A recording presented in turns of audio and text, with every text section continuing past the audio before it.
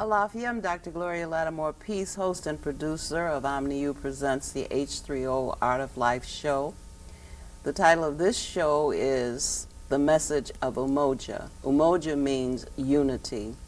And I've been reminded, as everyone has been during the last few days, of the birth of Martin Luther King Jr., Dr. Martin Luther King Jr., who said and did a lot of things, and to whom Barack Obama is being compared and not being compared fairly, I would say.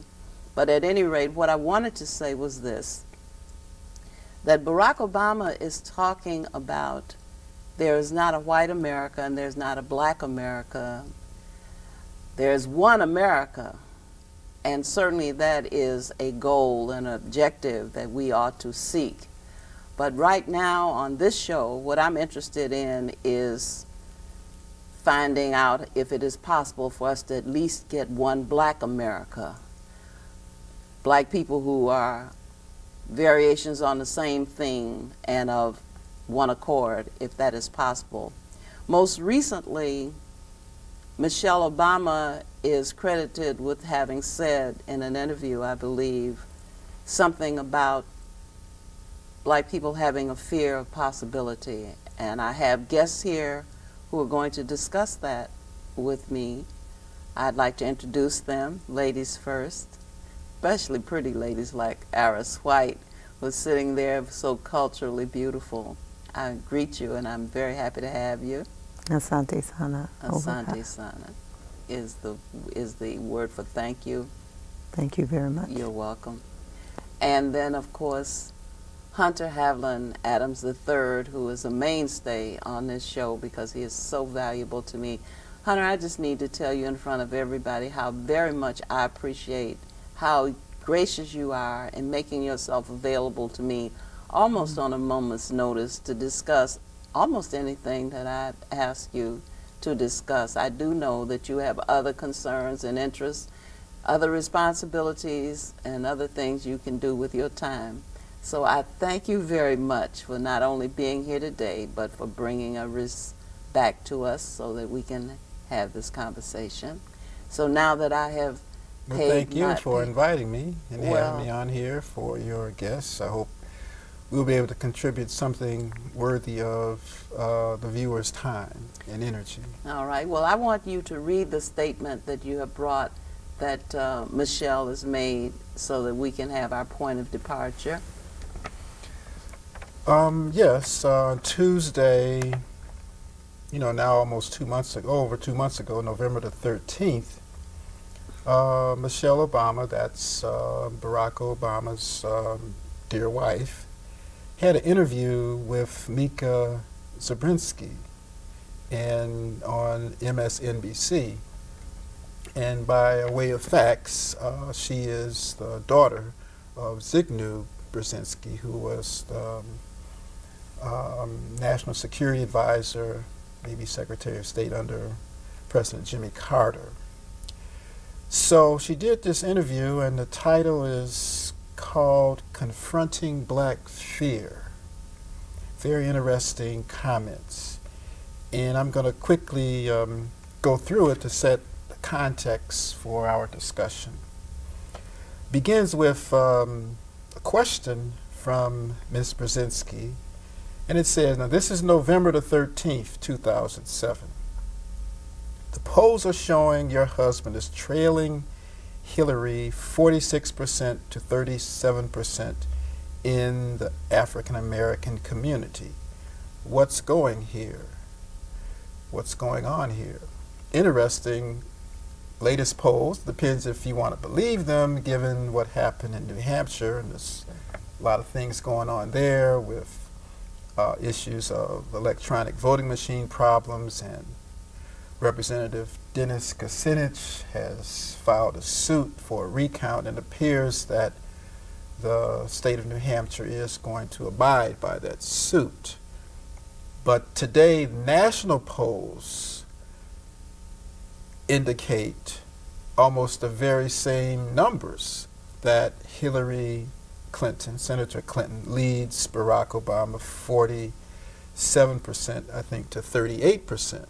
Now that's national polls. So there's been a movement of closing the gap, because before it was like 30 points nationally. But anyway, here's Michelle Obama's comment to Mika Brzezinski on MSNBC, November the 13th, 2007. Michelle Obama. First of all, I think that not going to hold, That's not going to hold. right, that the lead that she has in the African American community is not going to hold. I'm completely confident Black America will wake up and get it. But what we're dealing with in the Black community is just the natural fear of possibility. The natural fear of possibility. I'm going to go on, but I think we need to talk about that. What is being said here about the natural fear of possibility? And she says she's always been told by somebody that I'm not ready. You know, I can't do something. My scores weren't high enough. There's always that doubt in the back of minds of people of color, people who've been oppressed and haven't been given real opportunities, that you never really, that you believe somehow someone is better than you.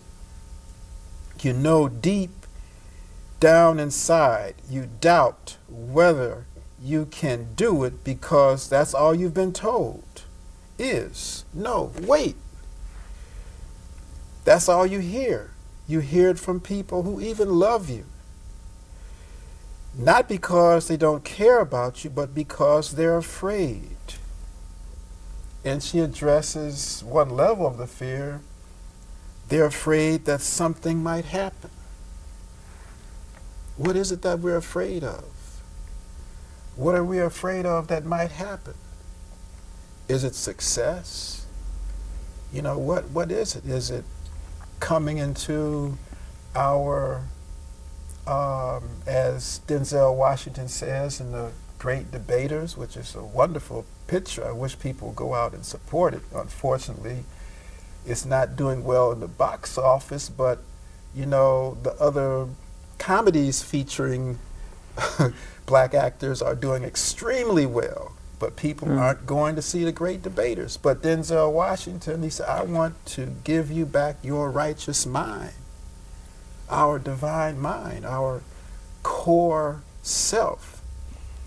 And so, you know, in my estimation, when she talks about the fear of possibility, it calls to mind something that Nana Dr. Patricia Newton says in her upcoming book, Post-Traumatic Slavery Disorder, that we really don't yet appreciate the depth of the conditioning that we as a people, our ancestors in particular, went through for us to be here today. That it was profoundly traumatic from being captured, kidnapped, and marched, you know, through thickets, rainforests, dealing with all kinds of natural hazards that some people have never even seen before, and then put in holding areas, and then transported onto a boat that you didn't know where it was going. You didn't know where the ship was going, but it was going somewhere, and you're packed in there like sardines in a can. And this is really given is a profoundly personal painting of that part of the experience in a new book called The Slave Ship: A Human History by Marcus Addiker. And I strongly recommend it. It's painful reading, but I think it's reading that people need to do. And he's a Euro-American man, who's gone and gotten captain's logs of what actually happened, the terror on the ship, which were designed to be coffins and prisons.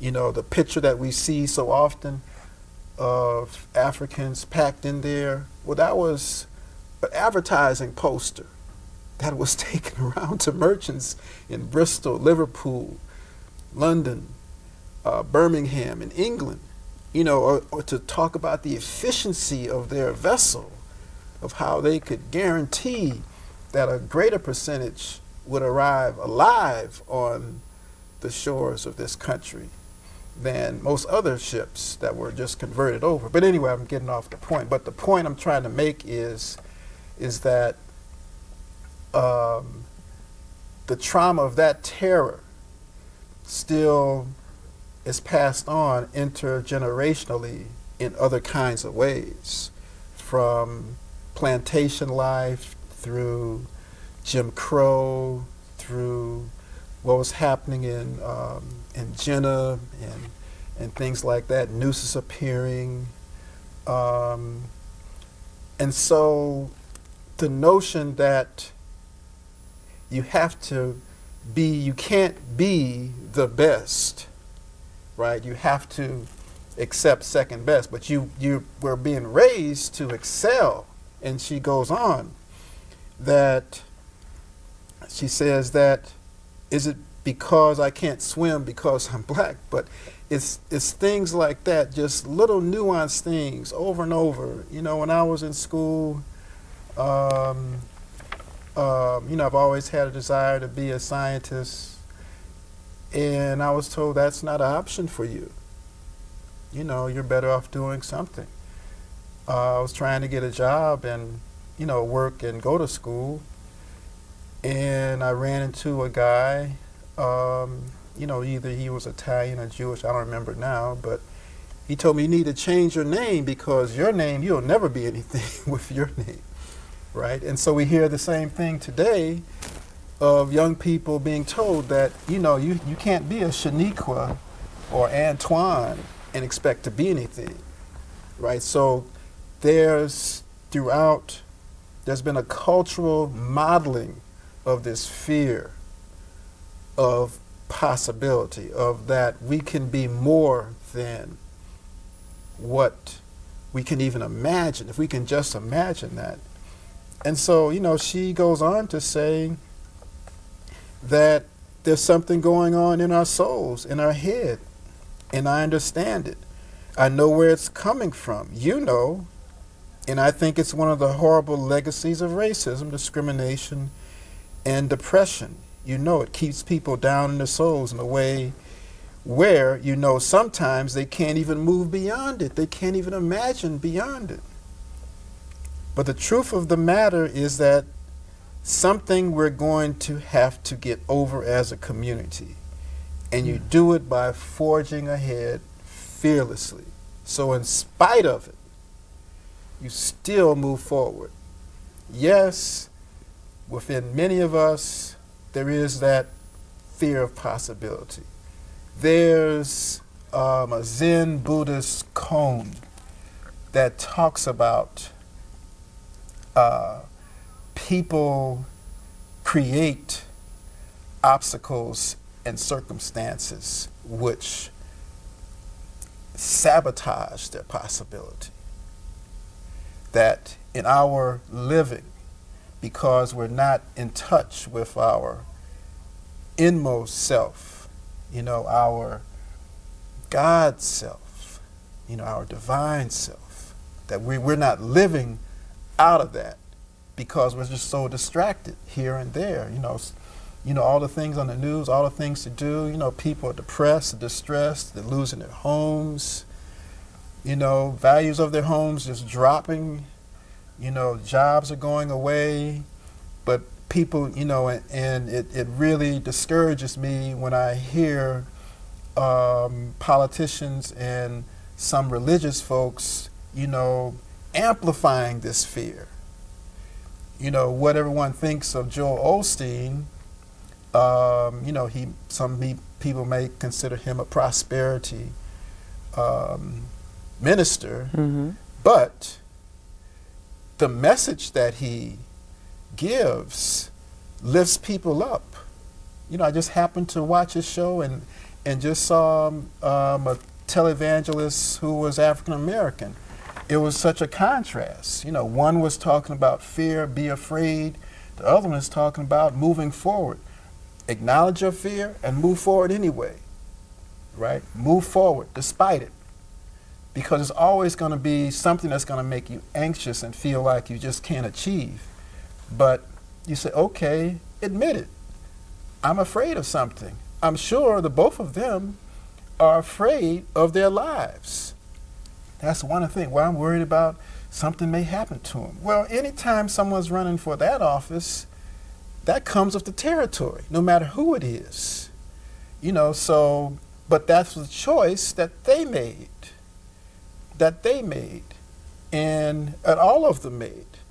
And it's something that should be honored, that they're willing to sacrifice their lives for the betterment or the uplift of humanity at large. Because that's one thing that I do admire. He said, it's not about me. It's about us, we. And it's over and over, it's about us. What can we do together? And that's the message that's resonating with a lot of people. The sister, Dr. Melissa Harris Lacewell, I don't know if you know her or not, but she used to be at University of Chicago in political science, but now has moved on, had to another opportunity at Princeton. She wrote a wonderful essay. It's on slate.com, where she talks about she took her daughter, who's 4 years old, to a number of Obama rallies in New Hampshire. And it was just the energy that when her daughter saw his daughters, that was something that she could recognize and feel that there was a connection between her and his daughters. And that's what they're communicating by their mere presence. Is the European woman the standard of beauty? Should a black woman become first lady? You know, that's a possibility that many folks don't see, but if you listen to talk radio, you hear black women talking about that. You know, that there's so much there. Sure, a lot of it is symbolic. You know, a lot to be in that position. You know, people have problems with the government as to how it's been run, right? And, you know, some will say, well, it's really businesses and certain individuals that are really running things. But why?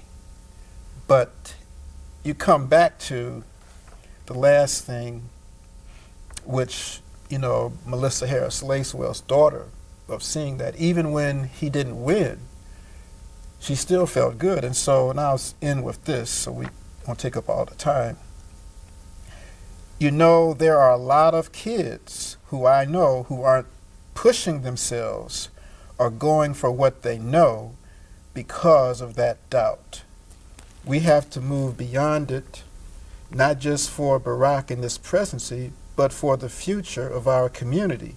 We've got to show people of color a different possibility. And I think that once they see what's possible, then they will own it. They will believe it. And I think that some black folks think that Barack won't win because white people won't vote for Barack. But that was just proven in Iowa and New Hampshire. But this was written in November.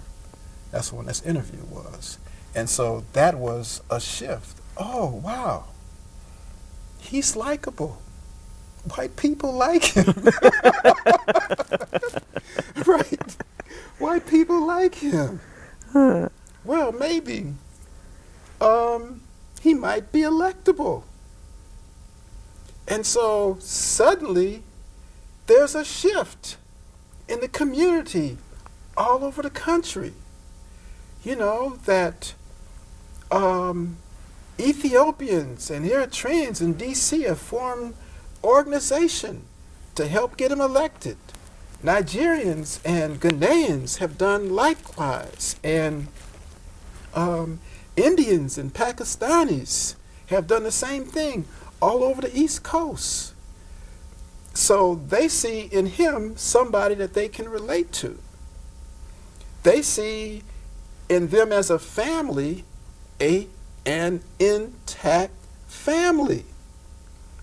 And that sends a powerful signal to the rest of our community that this is what we need, an intact, loving, wholesome family for our children. And so when people see that, then that becomes a model, a standard. And so it's more, there's so much in this campaign that many of us aren't really looking at. But, you know, to come, now stop, the notion of the fear is that some folks, I forget what you said, but you can say it, talking about the founder of, I don't even want to give it dignity, but BET. yes, who made some ridiculous, ludicrous statements, you know, concerning his dissing a brother, you know, because he wanted to love and uplift the other. But let me just stop. Well, Aris, I want to hear, I know what I think, I want to hear what you think, but may I say a little bit of what I think? You know, as to the brother to whom you referred, I have simply said that he needs to go back in the house and leave those of us who are in the field alone and let us do our work. But the thing is that I think it's regrettable that Mrs. Obama was placed in a position where she felt that she needed to explain black people to people who are not black, and as well to accept the prediction that there was this lack of support for Obama in the black community, because I challenged that. The polls have been wrong, and I don't think that that black people are telling white people what they think about at any time about anything, so that when people who are not part of the community come into the community with their questionnaires or call into the community with their questionnaires, you know, they may get any kind of response. Sure. Because no one feels obligated to give them anything of any, you know,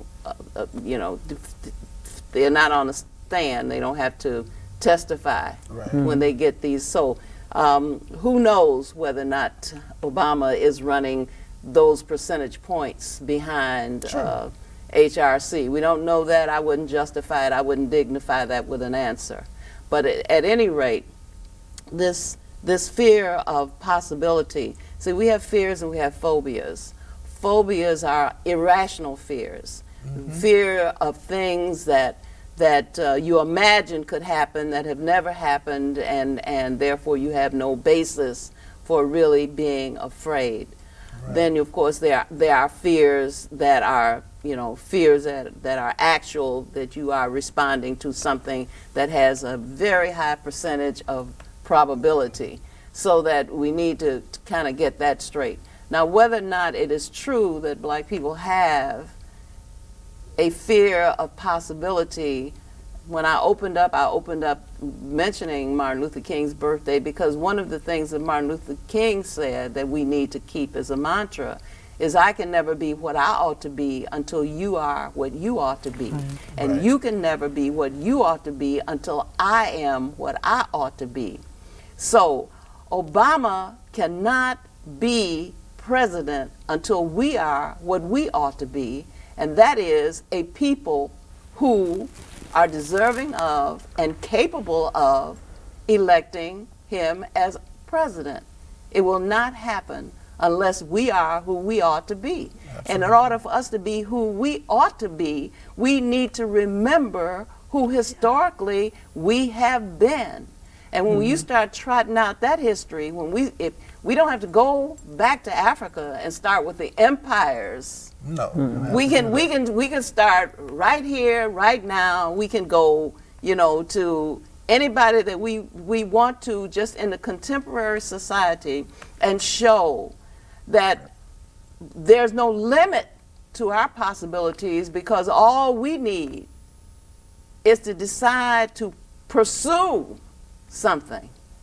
And if we pursue it, it seems to me that we have as great a chance of gaining that objective as anybody else. And we need not look to the right or the left and see who else is joining us.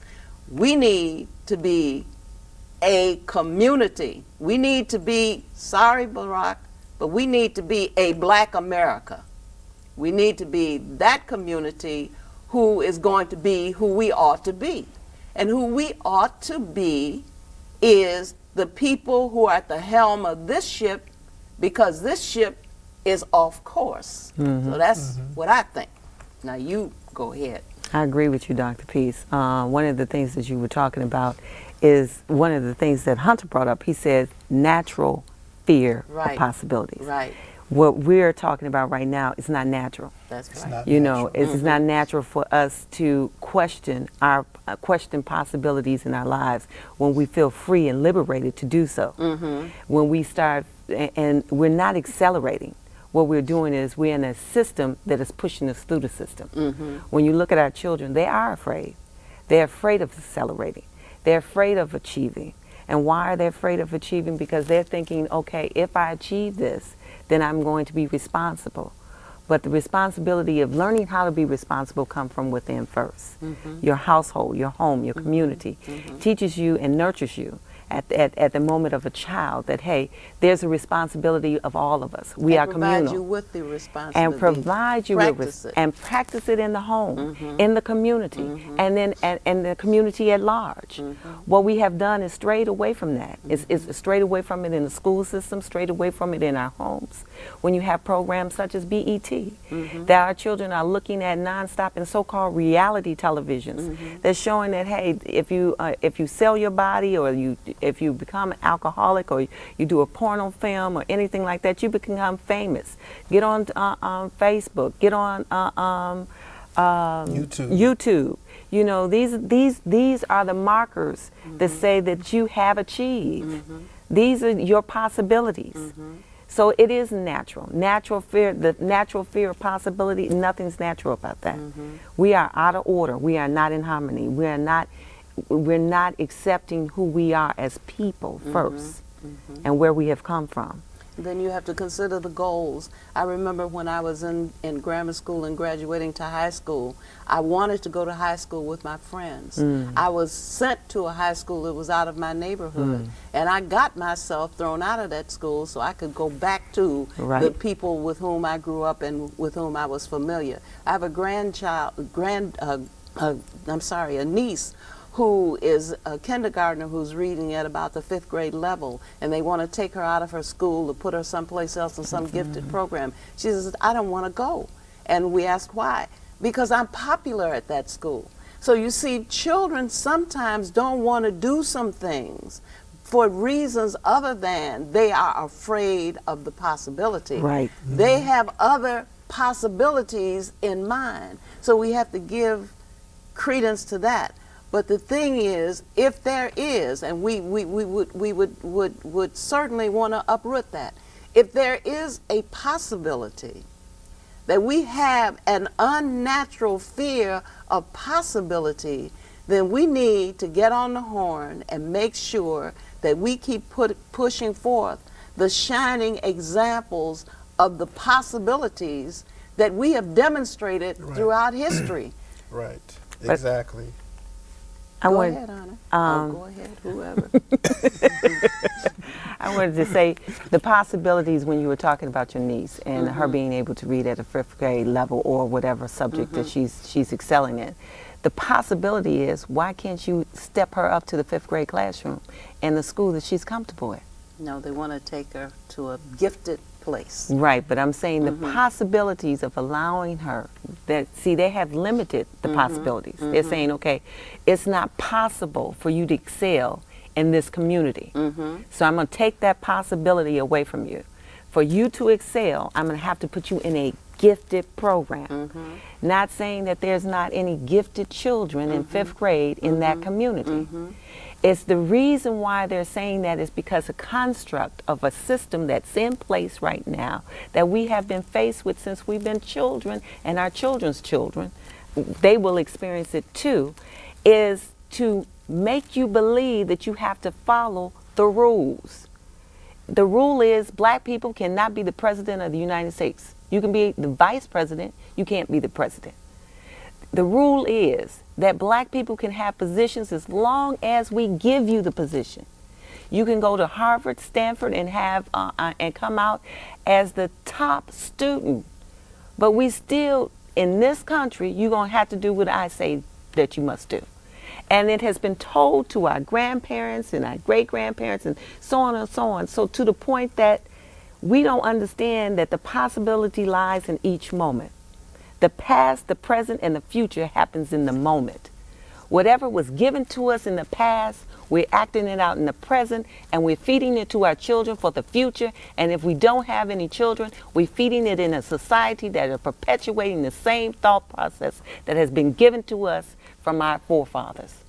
And until we relinquish that train of thought and come out of that train of thought, then we will be in this held captive to possibilities. We have to move forward. And when we're in situations in which, as a black community, we can't come at, just recently I was at Sabina, the faith community of Saint Sabina, and Harry Belafonte was there. And one of the things he was saying, he says, beware of how they might be setting up Obama, for the slaughter. Beware. We're being slaughtered every day, either spiritually or physically. Here it is, a man, his wife, and his children are standing up as examples, a model of what possibilities can be, by saying, I'm not doing this by myself. I'm just doing what I was told to do. It's you that's going to make it happen. I'm just the image that you have asked for, because the people are asking for it. Our community is asking for, as they seem to be the buzzword, change. They're asking for, I want a different possibility in my life. So what do the Obama family do? They're stepping up and saying, okay, I'm giving voice to your spirit. Aspirations. Right. The little girl that seen the other little girls and made that connection, the connection came with, whoa, that's what it looks like. That's how I feel, but now I see what it looks like. The vision, our children's vision, has been taken away from them. They have been given imagery that have taken them down a path with just little to no possibilities at all. They don't even see themselves being able to grow up and have a family. They think we have done a horrible job. We have all our babies in war, and that as time goes on, there will be no world when they grow up. So what do we have to do? We have to give them possibilities. We have to give them models of what possibilities look like. We have to strengthen their endurance to what has been embedded in the fiber of their souls. We have work to do. Hunter, I'm just going to say this, and then I want you to come back, because I know the wheels are turning. But I just wanted to say that, we probably need to modify that and say fear of positive possibilities, because there are some natural fears of real possibilities that if we're going to have a fear of possibility, we need to have. And that is that the possibility that the status quo will continue to be the status quo, that we will continue in the direction. We have global warming, we have global warring, we have these are the same people who were on the watch when we got to here. You see, the Clintons have been in the Oval Office, and they were in the Oval Office as we continued up, we obviously didn't get to go global warming in the last 4 to 8 years. This has been something that has been Yes. in motion over an extended period of time. So our fear needs to be that we will continue in this direction, that we will get more of the same, that more people will lose their homes, their sources of income, their ability to remain sane in the presence of all of this pressure. That is the thing that we need to fear. We need to fear that if we don't change course, if we leave them standing alone, they cannot do it alone. If we leave them standing alone, then we deserve whatever fate might come, because they will not be the ones who are defeated. We will be defeated. And I always say, when I saw Hillary crying, I say, cheer up, Hillary. You know, after all is said and done, he'll be your president too. That's You right. know, so you get to have a president who has vision, who wants to change things, who is not carrying all the baggage, who is not sitting there when the thing was going, south on us. So that the fear of possibility is the real possibility that we see every day when we listen to the news, when we watch television, when we hear about the tremendous 24,000 layoffs, when we hear that every institution in this country is in trouble, so much so that it's affecting institutions worldwide. Everybody's economic system is impacted. That's the possibility that we need to be afraid of, that if we get anything like what we have been getting, that we don't have the chance of a snowball in hell. That's the possibility to fear. I'll just flip that instead of saying possibility, fear of continuity. Okay, go that ahead. if leadership, and it's interesting, I'll come back to that. Financial Times, January the 11th or 12th, did a very interesting article on Barack Obama on what can he teach to CEOs internationally. That there's a number of things that he has from his leadership history that are valuable to CEOs internationally. Any CEO of any company would do well to study him, because there's some valuable lessons in his demonstrated leadership, from trust, integrity, decisiveness, and a number of things. But if things continue as they are, that's my fear, the fear of continuity, the fear of things staying the same, and we're expecting a different result. There won't be a different result, because we're on the pathway towards, a different face on things, but we continue down the same pathway. There won't be any significant difference. There's been foreign policy boondoggles for many decades, where people have made decisions based on certain corporate or individual oligarchic interests, but in the long run have turned out to be disasters even for themselves as well as for other countries. And that's been enumerated in a lot of different books recently. So it's the fear of continuity. If we keep a plantation subservient mindset, then we can't expect anything to be different. There'll be many more BETs, and they're exploding all over the internet. Everybody there's a number of different YouTubes, and some of the things on YouTubes and MySpace and Facebook are absolutely unbelievable if we know where our young people's heads are at.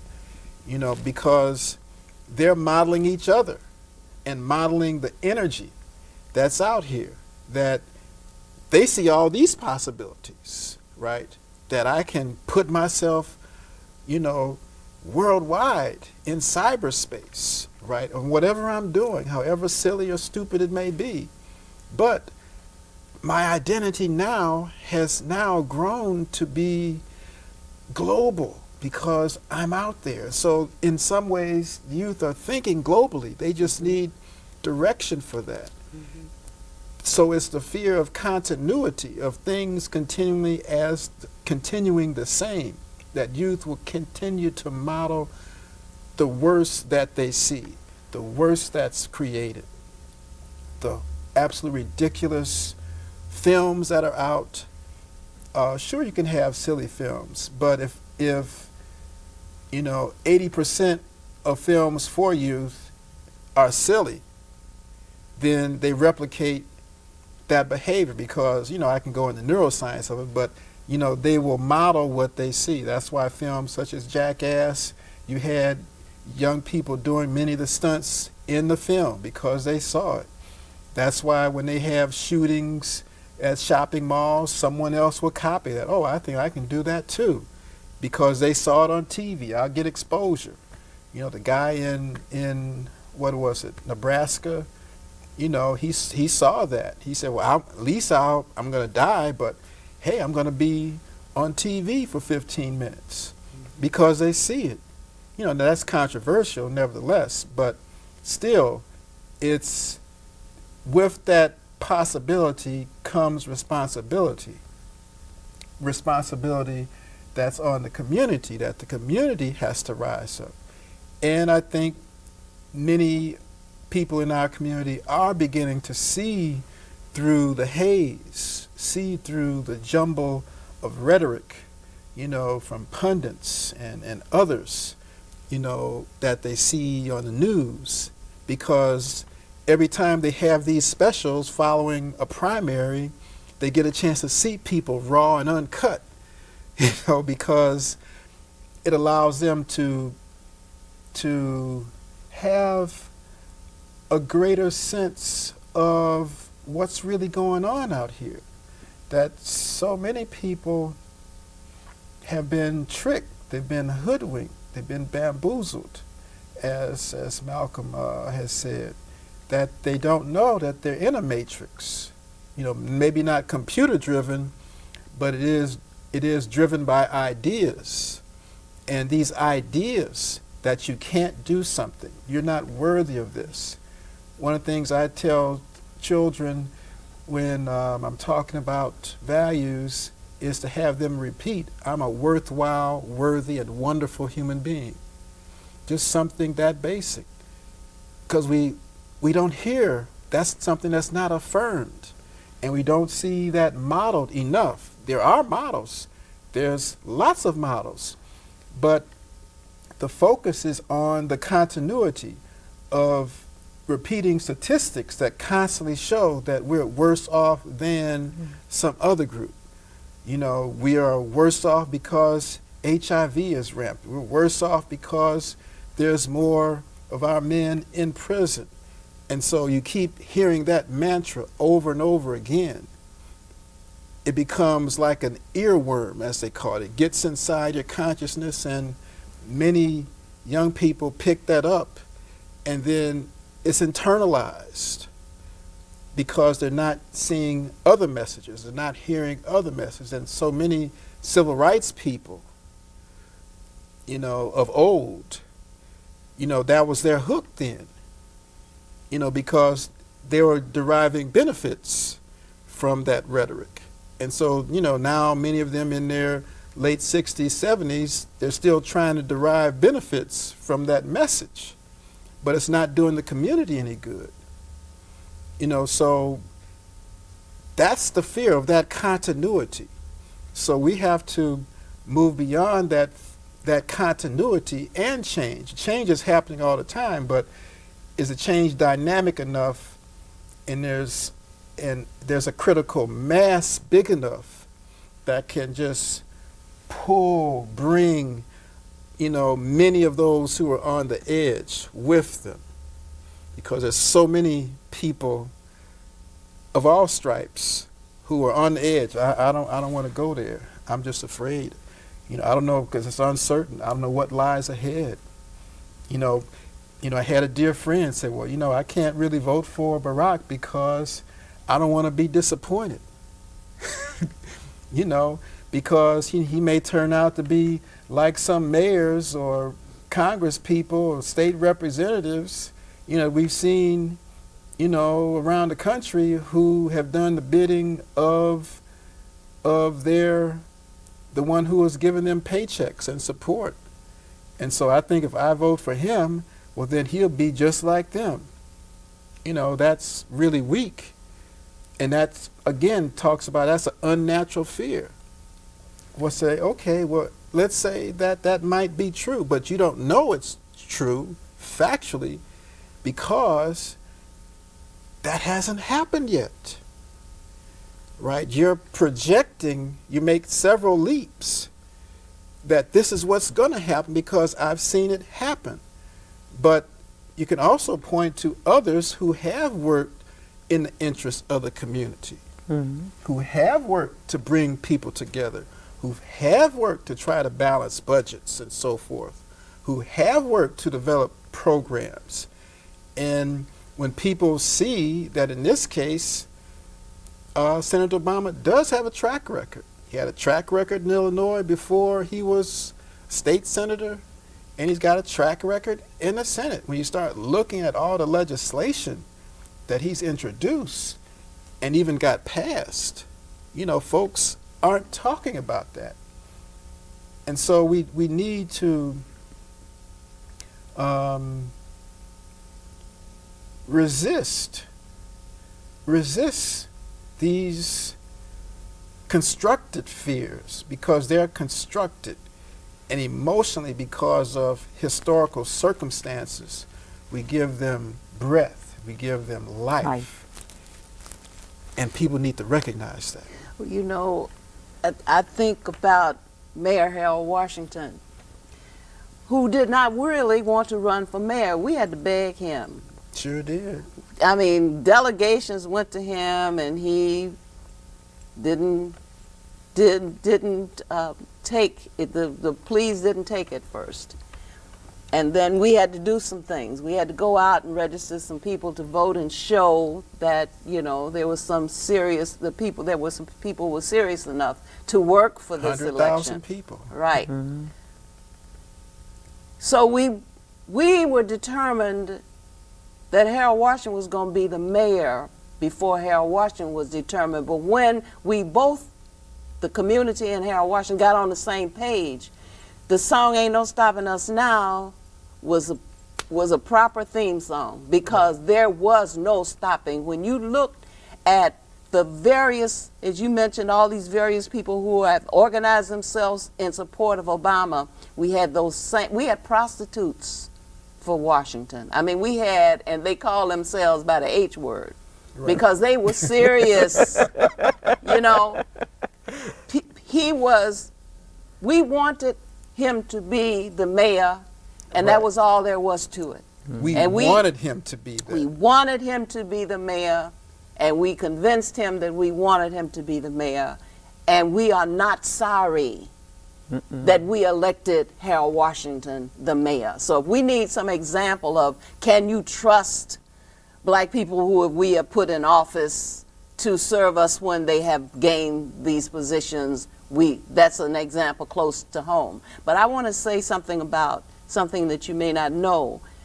Reverend Dr. Heisel Taylor convened a group of us at one point, and we were talking about withdrawing our attention from the everyday affairs of this nation and beginning to focus on the needs of the black community.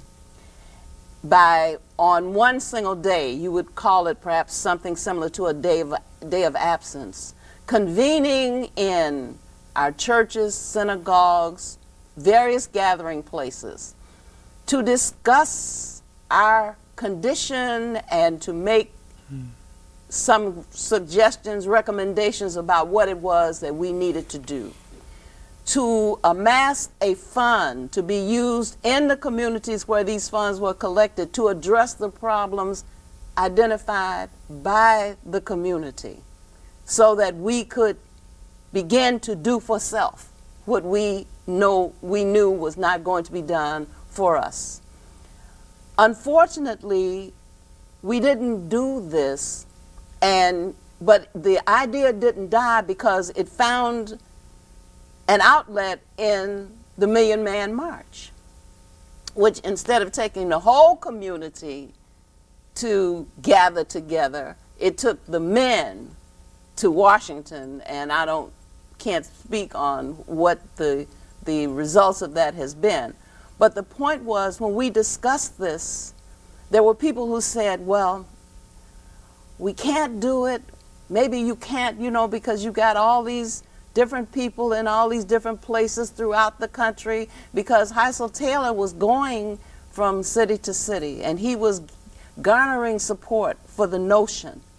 But maybe you can't get all the people to do it, and some other people won't do it, and this and that and the other. But eventually we became aware of this. We had to do it. We had to test our strength. We had to see if we could do this. So this is a point at which we have to test our strength. We have to see what it is we can do. If we cannot do it, then we will be able to say we tried to have something to say Right. about the election of a president. We have tried in the past, and we have known, all kinds of voter irregularities and all kinds of other things that would certainly discourage you from participating in the system of electoral politics. Nonetheless, you cannot know if you are ready for battle if you don't do battle. So You you're out cannot there. sit at home, and then when it comes time to fight for something, you have not trained at all, you have not gotten these muscles, you have not gotten your blood flowing and your energy working so that you can even wage battle. Martin Luther King said, we have some difficult days ahead. He That's was right. not talking about just the days of his era. He was saying we have some difficult days ahead. We have seen them, we are still seeing them. For Hillary Clinton to say that his dream would not have been realized had it not been for Lyndon Johnson signing the Voting Rights Act. And you know one thing? Dr. King gave Lyndon Johnson the pen to sign the paper. Well, I'm just saying, it was ludicrous and an insult it for was her an to insult. say that his dream could not have been realized had it not been for a great white father. We're not going to let that be said about Obama. No. His dream is not going to depend on the great white fathers or the little white mothers. His dream will be realized because we will test our strength. Black America is not as divided as you think. We just need, every time we have ever had a rallying point, you don't have to send out meeting notices. We know where to be, we know what time to be there, and we know what to do when we get there. And so I think that if you misinterpret the mood of the black community, if you underestimate the power that is in this community, that every time we decide that we want to address an issue, we can bring that power to bear on that issue, then I think that it's a great mistake. So the fear of possibility or the fear of continuity, that's what we have to fear. The continuity of the same old, same old. Right. And if we don't pull ourselves together and be one black America, then it is certain that we don't have There won't be. we don't have to fear that possibility, Right. because the possibility is very great that we will get the continuity that we have seen ever since Right. we've been here. Right. And there was two points on that. On MSNBC, one of their anchors, Rick Sanchez, went to Miami, Florida, and he saw someone that he knew from years ago that he used to play basketball with. And it was an old black guy. I would say old. At least he had a beard, probably in his 50s. And so he asked him, after shooting some hoops, he said, tell me, what do you think about the candidates for president? He said, one thing, I have never even registered to vote in my life. He said, because I didn't trust the GDBs. Mm-hmm. I won't say what he said. He said, but since I've seen Barack Obama, I've registered and I intend to vote for him. And then you had the case a couple of weeks ago here in Chicago, where the oldest citizen of Chicago, who's 114 years Registered old, to vote. she registered to vote because she was not going to die until she voted for Barack Obama and he wins. We have about a minute. She said, because I can go to heaven knowing what I did. That's right. I wanted to say, one thing I love about your show, Dr. Peace, is that it provides a model.